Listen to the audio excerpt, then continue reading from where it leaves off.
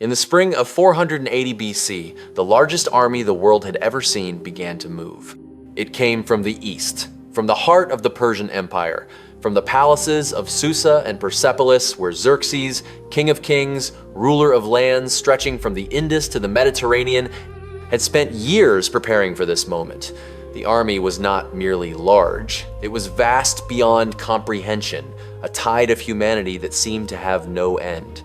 Ancient sources speak of millions, though modern scholars estimate the force at perhaps 200,000 fighting men, supported by an equal number of servants, camp followers, and supply personnel.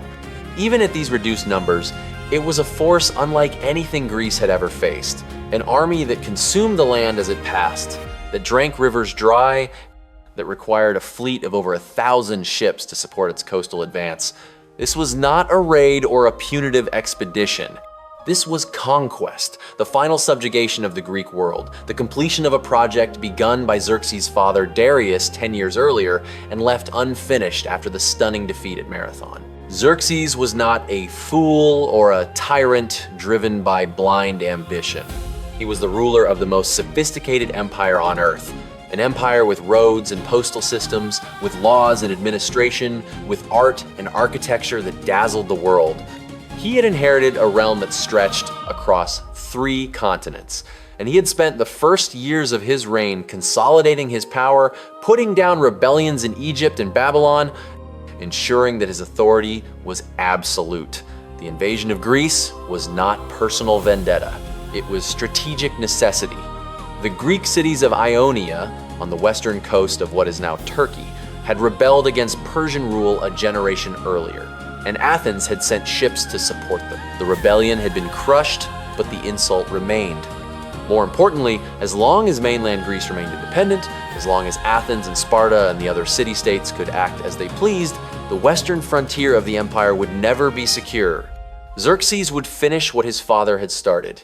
He would bring Greece into the empire, and he would do it with such overwhelming force that resistance would be futile. The news of the Persian mobilization spread across Greece like wildfire, carried by merchants and travelers, by refugees fleeing the advancing army, by spies and scouts who had seen the preparations with their own eyes. And with the news came terror. Greece was not a unified nation. It was a collection of independent city-states, each with its own government, its own interests, its own rivalries and grudges. Athens and Sparta, the 2 most powerful cities, had little love for each other. Athens was a democracy, proud of its naval power and its cultural achievements, suspicious of Spartan militarism and conservatism. Sparta was an oligarchy, a warrior society that valued discipline and obedience above all else, contemptuous of Athenian democracy and commercialism. The smaller cities were caught between these 2 giants, forming alliances based on geography and self-interest, changing sides when it suited them. The idea of a unified Greek resistance seemed impossible, and yet the alternative was unthinkable. If Persia conquered Greece, Greek civilization as they knew it would cease to exist. Their cities would be burned or absorbed into the empire. Their gods would be tolerated at best, suppressed at worst. Their freedom, their autonomy, their very identity would be lost. And so, in the face of the approaching storm, representatives from the Greek cities gathered at Corinth to discuss what could be done. The debate was heated and bitter. Some argued for submission, for sending earth and water to Xerxes as tokens of surrender, for accepting Persian overlordship in exchange for being allowed to keep their local customs and a degree of self-government. Others argued for resistance, but disagreed on how to resist. Should they meet the Persians at the border of Thessaly, in the north? Should they fall back to the Isthmus of Corinth and defend the Peloponnese? Should they abandon the land entirely and take to their ships, trusting in their naval power to outlast the Persian invasion? The arguments went on for days, and in the end, a compromise was reached. They would try to stop the Persians as far north as possible at a place called Thermopylae, the Hot Gates, a narrow coastal pass between the mountains and the sea. If they could hold the pass, they could buy time for the rest of Greece to prepare, for the harvest to be brought in, for the fleet to be assembled, for alliances to be solidified. It was a desperate plan, a delaying action, but it was the only plan they had. Thermopylae was chosen because of its geography. The pass was only 50 feet wide at its narrowest point, a thin strip of land squeezed between the towering cliffs of Mount Kallidromos and the waters of the Malian Gulf. An army of thousands could be held by a force of hundreds, because only a few men could fight at a time. Numbers meant nothing in such a confined space. Discipline, training, and endurance would decide the outcome. And if any soldiers in Greece possessed those qualities, it was the Spartans. The decision was made to send a force to Thermopylae, and the command was given to Leonidas, one of Sparta's two kings, a man in his 50s, a veteran of decades of training in warfare, a man who had been shaped from childhood by the brutal Spartan system of education and military discipline. Leonidas was not a hero in the romantic sense. He was not a man of grand gestures or stirring speeches. He was a soldier, a king who understood duty and law, who knew that his role was not to seek glory but to serve Sparta, to uphold its traditions, to protect its interests.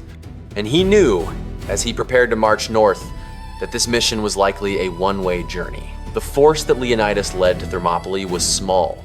He brought with him 300 Spartans, all of them full citizens, all of them men who had sons to carry on their family lines, a requirement that Leonidas himself had insisted upon. This was not the full Spartan army. Sparta was in the midst of the Carneia, a religious festival during which warfare was forbidden, and the ephors, the elected magistrates who shared power with the kings, had refused to send the full army until the festival was over. Whether this was genuine religious scruple or political calculation is unclear. What is clear is that Leonidas was sent with a token force, a symbolic commitment, a gesture that would allow Sparta to claim that it had done its duty without risking its full military strength. But Leonidas did not go alone. He was joined by contingents from other cities, men from Thebes and Mycenae and Phocis and other smaller states, perhaps 7,000 in total. It was still a pitifully small force compared to what was coming, but it would have to be enough. They reached Thermopylae in late summer, when the heat was oppressive and the air was thick with dust and the smell of the sea. The pass was exactly as described, a narrow corridor hemmed in by rock and water, a natural choke point that negated the Persian advantage in numbers. The Greeks set to work immediately, rebuilding an old defensive wall that had been constructed by the Phocians years earlier to protect against Thessalian raids. The wall was not high or strong, but it did not need to be. It was a barrier, a line in the sand, a place to make a stand. Behind the wall, the Greeks waited. They drilled and trained, maintaining the discipline that would be their only advantage. They ate and slept and sharpened their weapons. They looked south toward the rest of Greece, and they looked north toward the dust cloud on the horizon that grew larger with each passing day, the sign of the approaching Persian host. When the Persians arrived, the sight must have been overwhelming. The army stretched for miles, a sea of men and horses and wagons, banners and spears glinting in the sun, the sound of their march like thunder. Xerxes himself came with the army, traveling in a chariot, surrounded by his bodyguard of 10,000 elite troops known as the Immortals, so called because their number was always kept at exactly 10,000, with replacements immediately filling any gaps caused by death or injury. The king established his camp and sent scouts forward to assess the Greek position. The scouts returned with reports that seemed almost comical. The Greeks were few, perhaps a few thousand at most, and they were engaged in exercises and combing their long hair, as if preparing for a festival rather than a battle. Xerxes was told that this was the Spartan custom, that they groomed themselves before battle as a ritual, a way of honoring the dead they were about to become. He did not believe that such a small force would dare to resist. He waited for 4 days, expecting the Greeks to see sense and withdraw. They did not. On the 5th day, Xerxes sent forward his Median and Sicyan troops, ordering them to take the Greeks alive and bring them before him. The Persians advanced in waves, confident in their numbers, expecting the Greeks to break and run. They did not. The Greeks held their position behind the wall, and when the Persians came within range, they advanced in a tight formation, the phalanx, a wall of bronze shields and long spears that moved as one.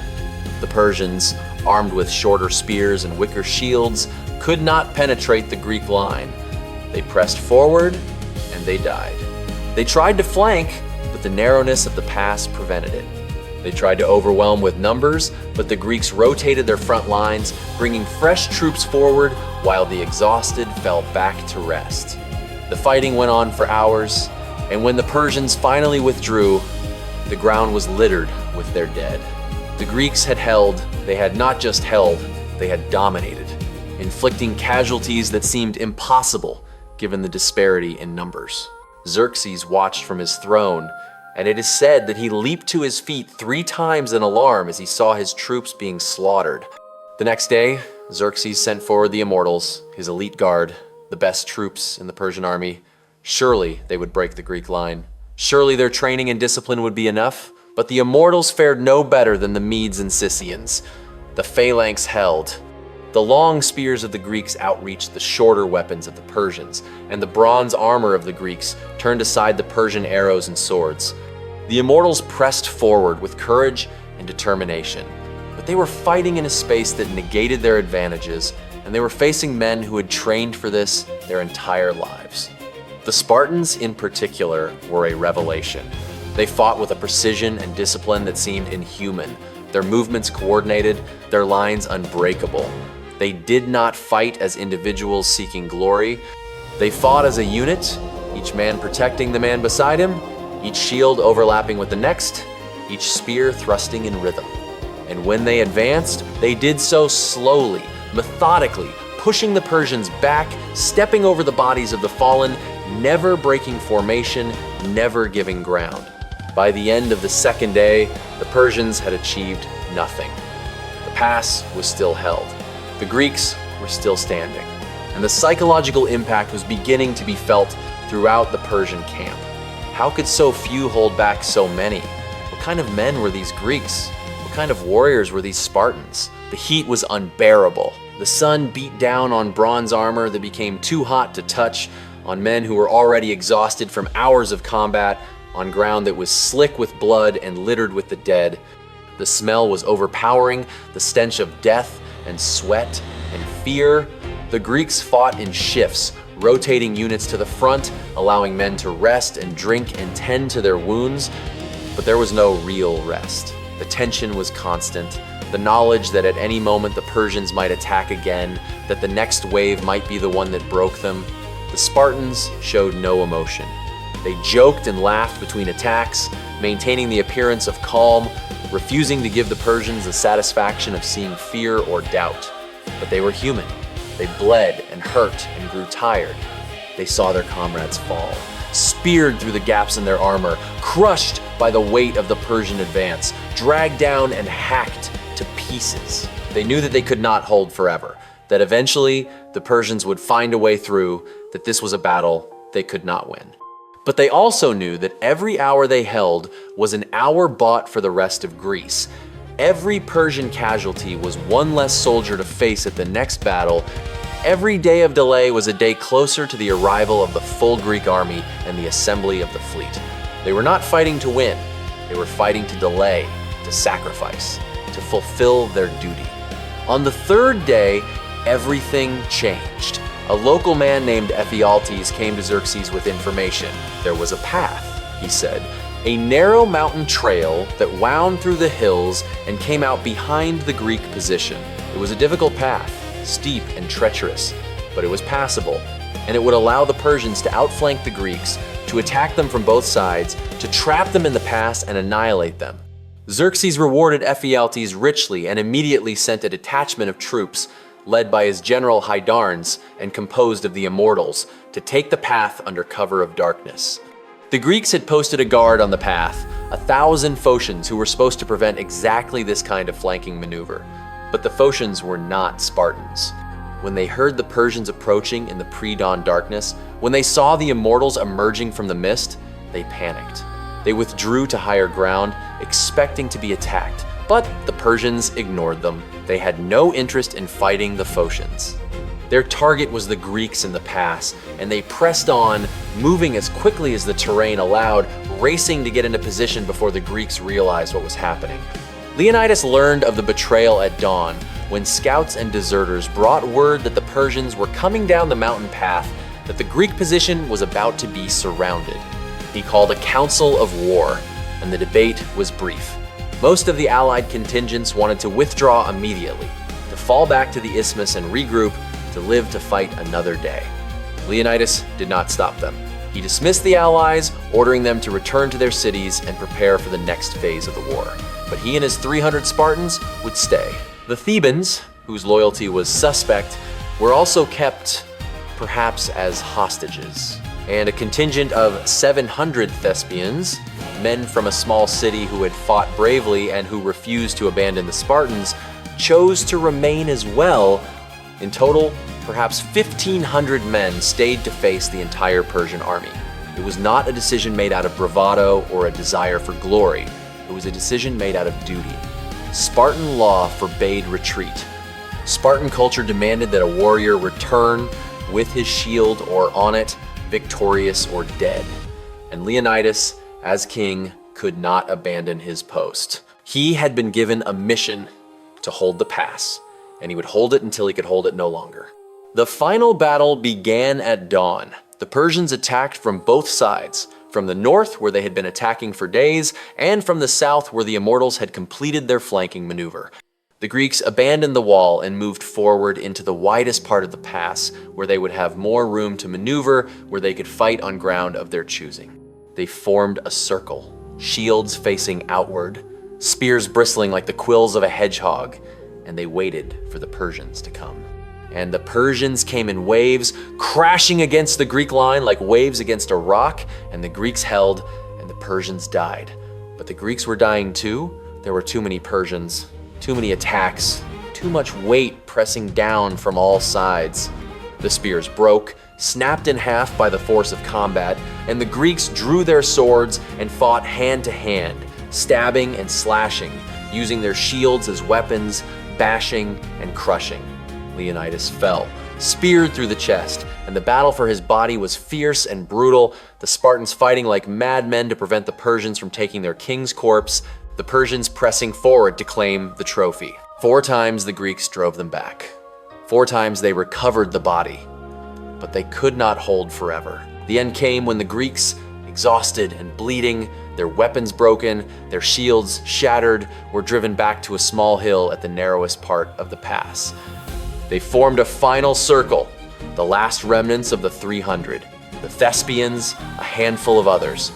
The Persians surrounded them, but they did not attack. They had learned the cost of closing with these men.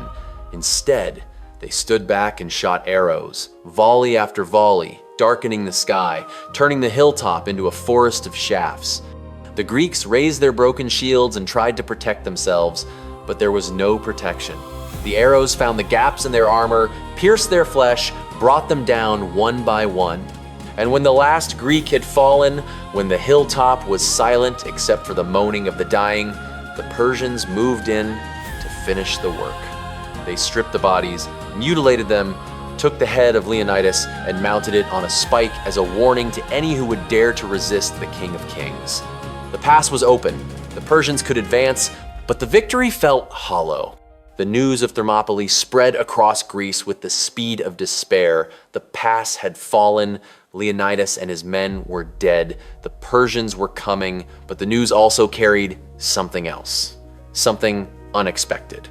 The story of how 300 Spartans and their allies had held back the Persian army for 3 days, of how they had inflicted thousands of casualties, of how they had fought to the last man rather than retreat, of how they had bought time for Greece to prepare. The story became a legend almost immediately, a symbol of courage and sacrifice, a rallying cry for the Greek cities that were still free. The Persians had won the battle, but they had lost something more important.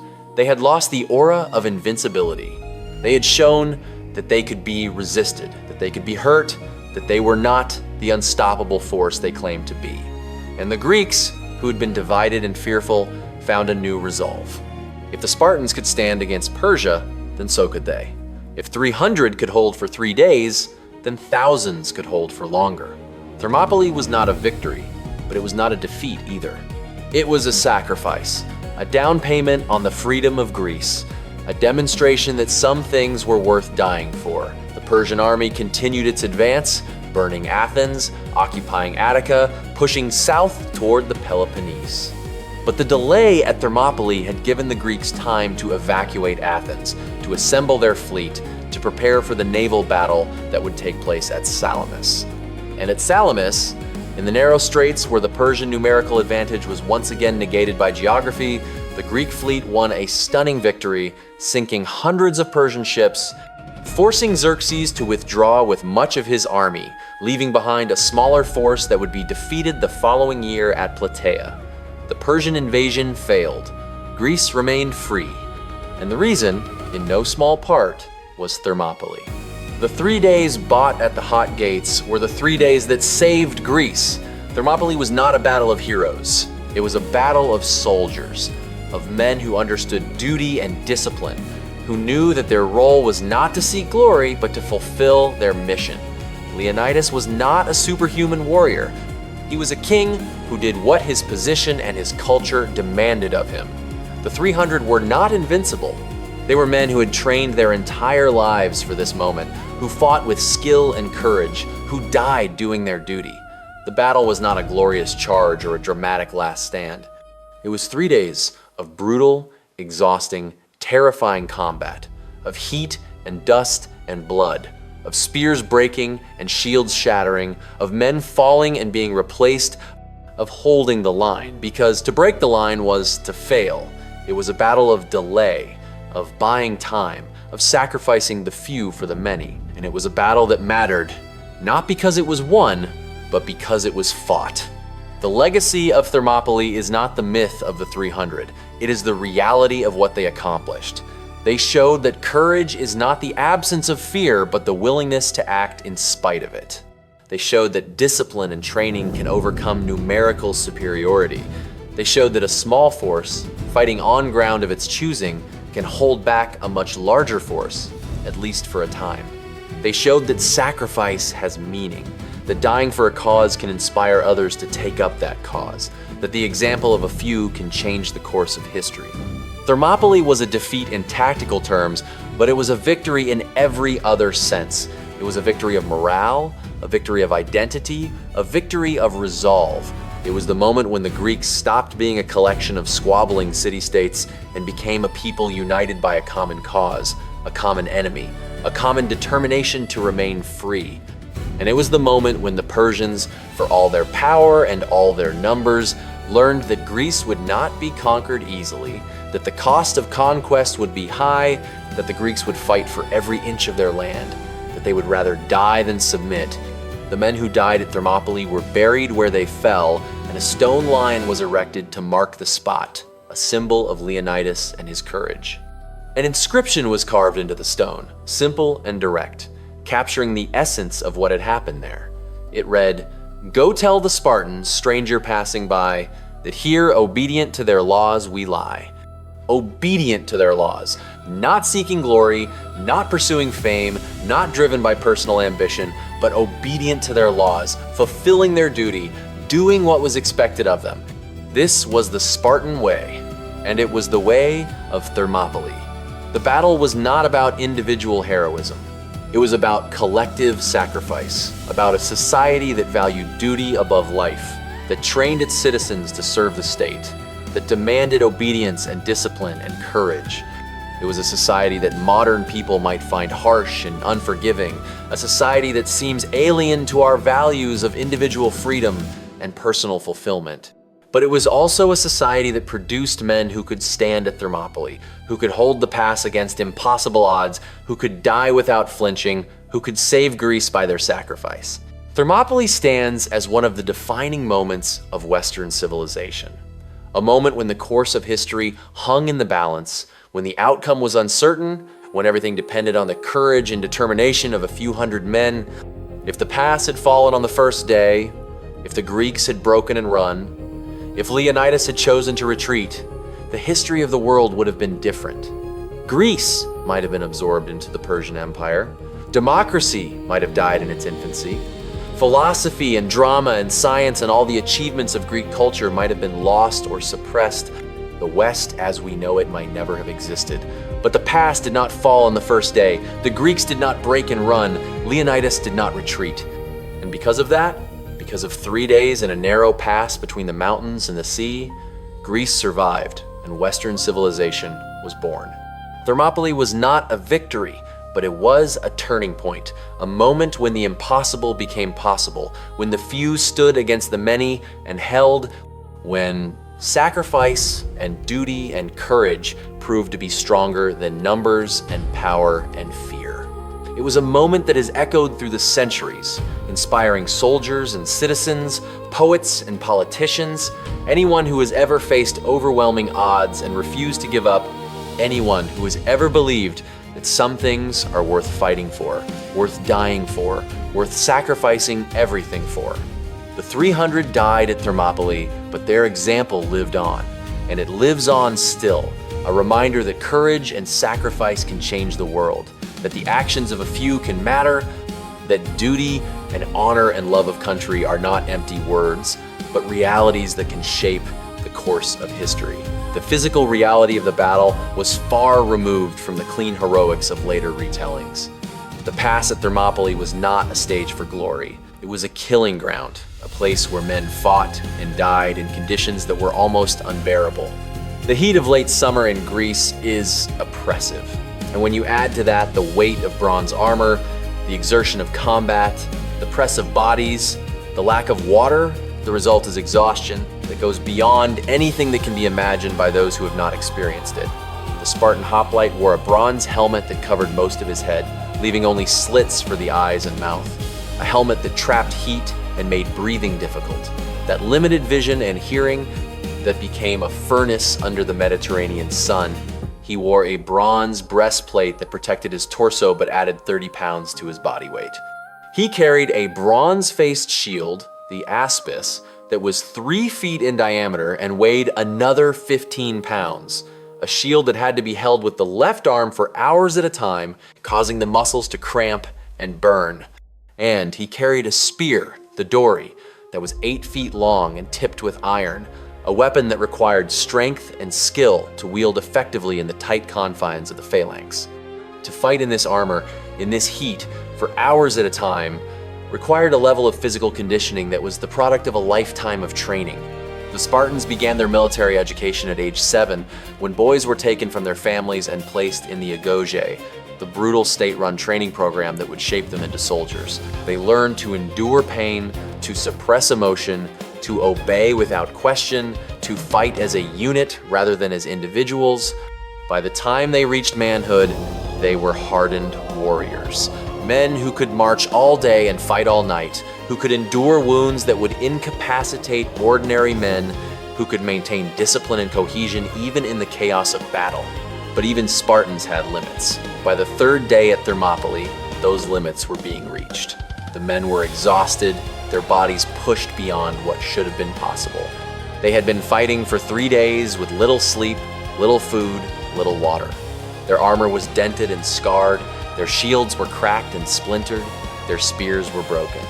Many of them were wounded, some seriously, but they continued to fight because there was no alternative, because to stop fighting was to die, because their duty demanded that they hold the line. The ground beneath their feet was treacherous, slick with blood and littered with the bodies of the fallen, both Greek and Persian. The smell was overpowering.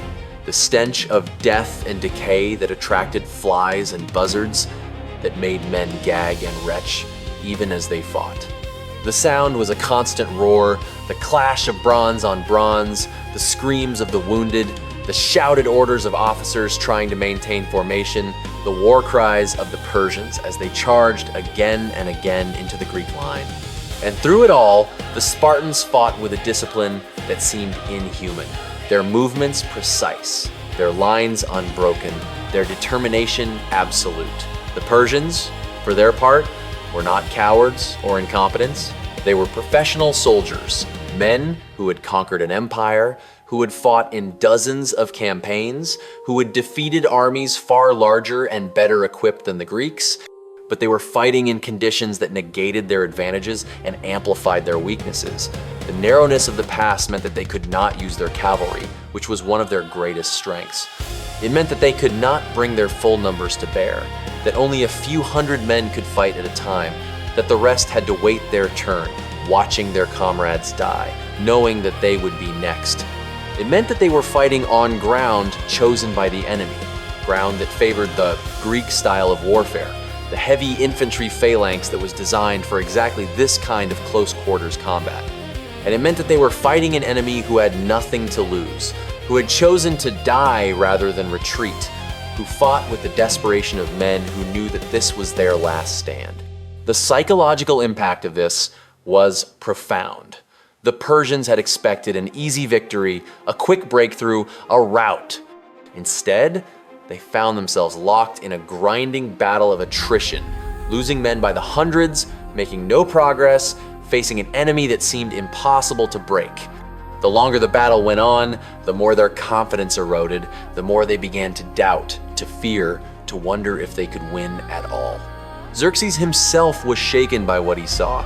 He had brought the largest army ever assembled, and it was being held at bay by a force that was a fraction of its size. He had sent his best troops, the Immortals, and they had been repelled. He had tried every tactic he could think of, and nothing had worked. The Greeks were still there, still fighting, still holding the pass. And every hour that they held was an hour of humiliation for the King of Kings, an hour in which his authority was being challenged, his power was being questioned, his reputation was being damaged. The Persian army was not just fighting the Greeks. It was fighting the growing sense that perhaps the Greeks were right, that perhaps they could not be conquered, that perhaps the gods were on their side. This was the real victory of Thermopylae, not the tactical outcome, but the psychological impact. The demonstration that Persia could be resisted, that its army was not invincible, that courage and discipline could stand against overwhelming numbers. When the end finally came, when the last Greek had fallen and the pass was open, the Persians did not celebrate. They were too exhausted, too shaken by what they had experienced. They had won, but the cost had been terrible.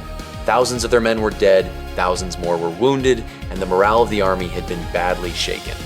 Xerxes ordered the head of Leonidas to be mounted on a spike, a gesture of anger and frustration, a way of asserting his dominance over an enemy who had humiliated him. But the gesture was empty. Leonidas was dead, but his example lived on. The story of Thermopylae spread through the Persian camp as well as the Greek world, and it had the opposite effect of what Xerxes intended. Instead of intimidating the Greeks, it inspired them.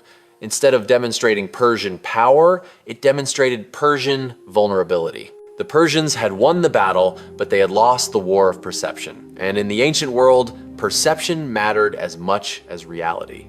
The immediate aftermath of Thermopylae was chaotic and desperate. The Persians advanced south, burning and looting as they went, meeting little resistance. The Greek cities of Boeotia, seeing which way the wind was blowing, submitted to Xerxes and joined his side. Athens was evacuated, its citizens fleeing to the island of Salamis and to the Peloponnese, taking with them whatever they could carry and leaving the rest to be destroyed. When the Persians reached Athens, they burned the city, destroying the temples on the Acropolis, desecrating the sacred sites, leaving nothing but ruins.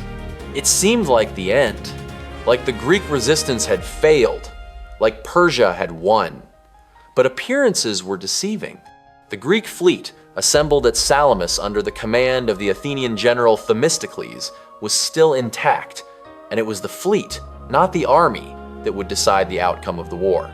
Themistocles understood what Xerxes did not, that naval power was the key to controlling Greece, that whoever controlled the sea, controlled the supply lines, controlled the ability to move troops and supplies, controlled the ability to invade or to defend, and he understood that the Persian fleet, for all its size, was vulnerable in the narrow waters of the Saronic Gulf, just as the Persian army had been vulnerable in the narrow pass of Thermopylae.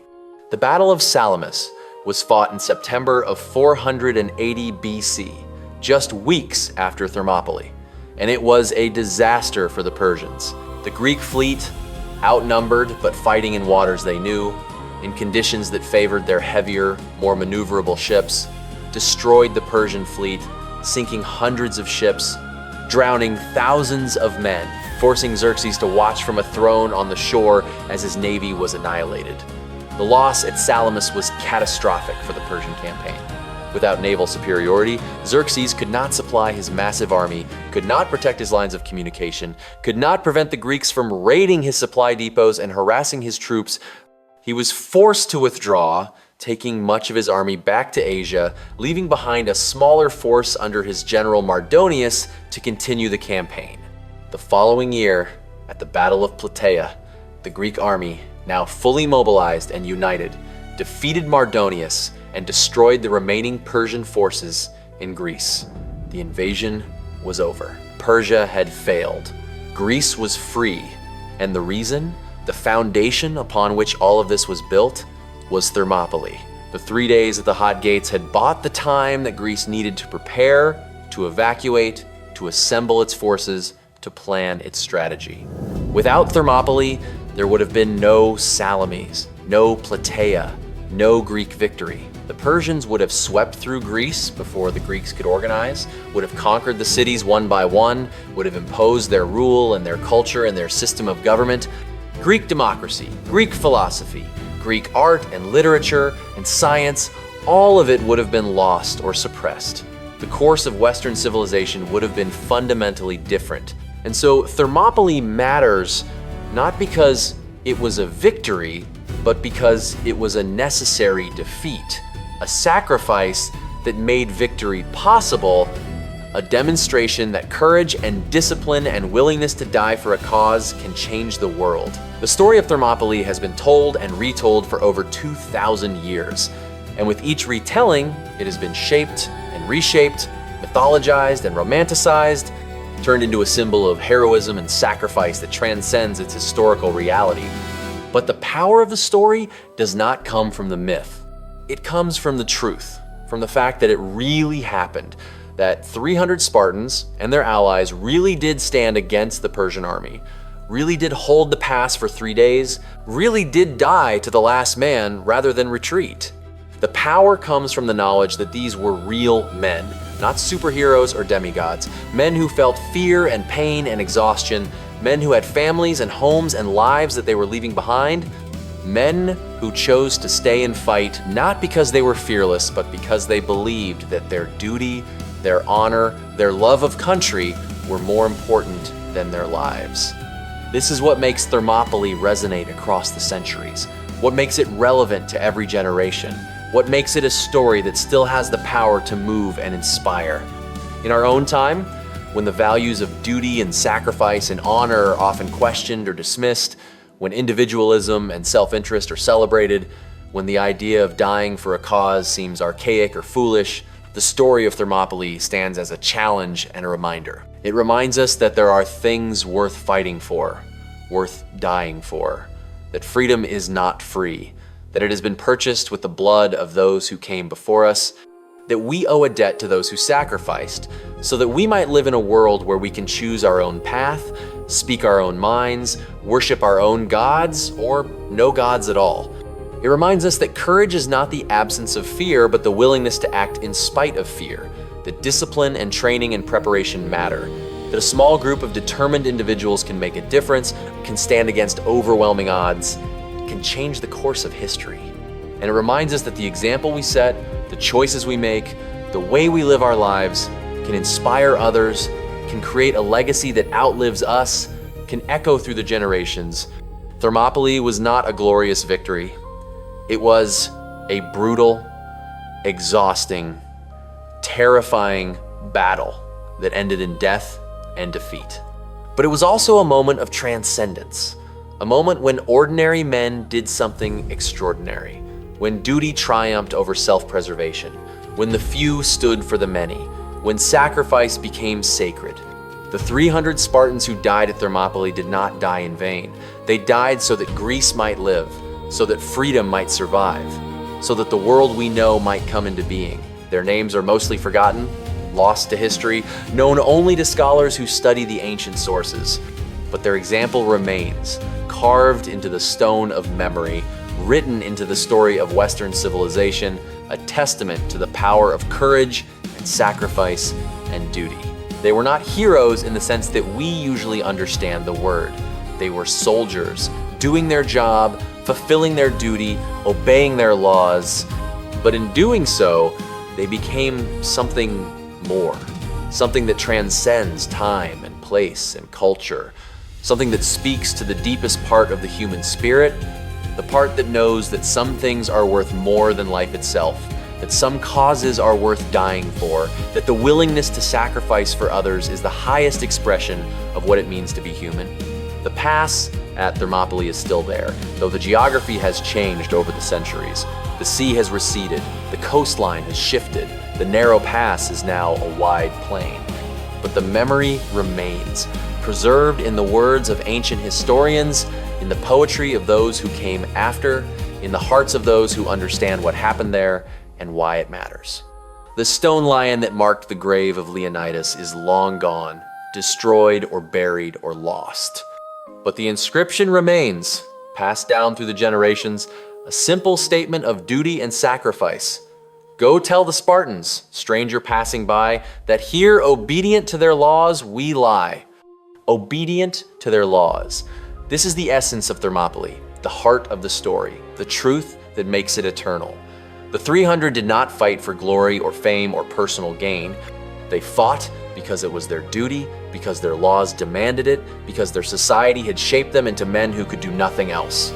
And in fighting, in dying, in holding the pass for 3 days against impossible odds, they saved Greece, they preserved freedom, they changed the world. Thermopylae was not a victory, but it was something more important than victory. It was a sacrifice that had meaning, a defeat that led to triumph, a moment when the course of history turned on the courage of a few.